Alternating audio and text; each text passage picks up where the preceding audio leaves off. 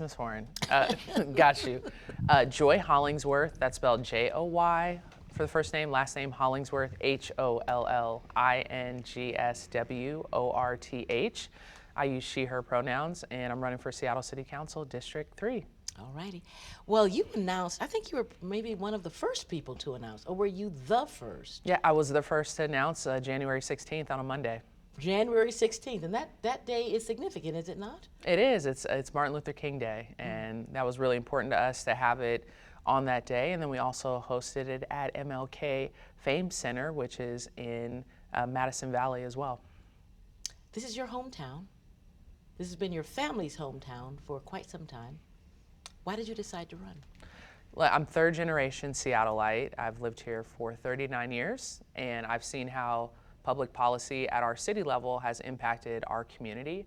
And I want to ensure that we are focusing on the fundamental elements of our city to build it to be a home. And I think that's really important for our city right now. When you say build it to be a home, what do you mean? I'm knocking on doors every day, and I'm talking to people, talking to neighbors, talking to people who just moved here. And they said, hey, we want Seattle to feel like a home. You know, we've been hyper-focused on building a city, building a political party, and we want to solve problems. We want public safety to be better, homelessness to be better. We want a home for our kids.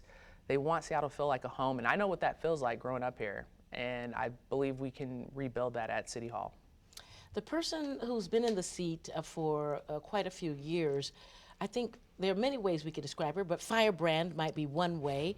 How do you see yourself coming after a person who has been so polarizing? There have been people who adore her, and there have been people who despised her. She was not a person people were neutral about. What is it that people will see when Joy Hollingsworth is the council member from District 3? This is what I hope. I hope that they know that I'll listen.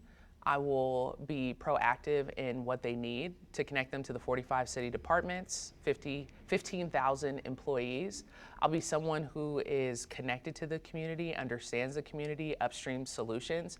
But I think most importantly, focusing on local issues, neighborhood, block by block issues that people have, that we can figure out how we can solve them. What do you feel was lacking? I mean, this is your hood. This is where you grew up, right? We saw what happened during COVID. The police abandoned the police station that was there because of a former African-American member of the Seattle City Council.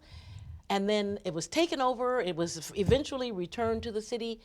What did you think during all of that? It was unfortunate because I know the historical perspective of our city. That was Sam Smith. He was our first city council, black city council member of our city. And I remember my grandmother telling me stories about the community wanting some type of public safety for their community. And that was one of the things that he built. And so, you know, it was troubling to see that. It was unfortunate to see how that came about. But I do know that people want some type of positive relationship with our police department, and I will be that bridge and that voice to help amplify their voices so we can restore some of that trust. If you are elected to the city council, well, let me ask you this. I'll ask you this first. If people are trying to decide between you and your opponent, why should they choose you? I think the biggest thing is, as we are trying to figure out who we want to be, our city, who do we want to build for, I'm bringing that historical perspective on a lens of 39 years in the district, small business owner, community connector, problem solver, nonprofit experience. I have all these different lenses that I bring to the table.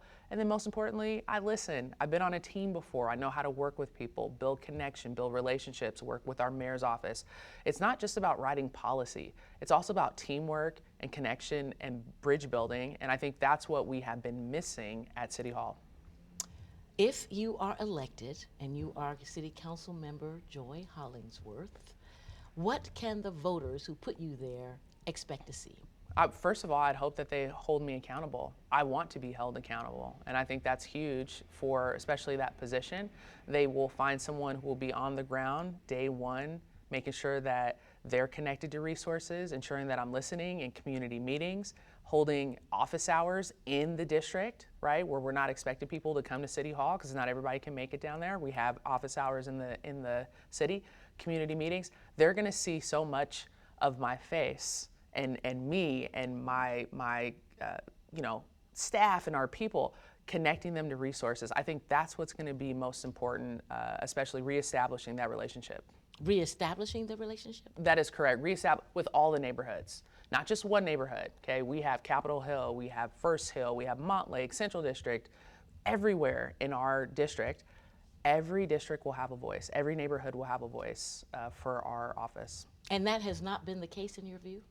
No, it has not, unfortunately. Which community has had the greater voice then? I don't think it's figuring out like which community has had the greater voice. I think what I understand is that there have been certain policy that has been passed on to the district that doesn't fit specific neighborhoods. Everybody has to be customized, and so I think that's what's important, bring all stakeholders to the table. That's what they'll see. Your family has been an important family in this city of Seattle anyway.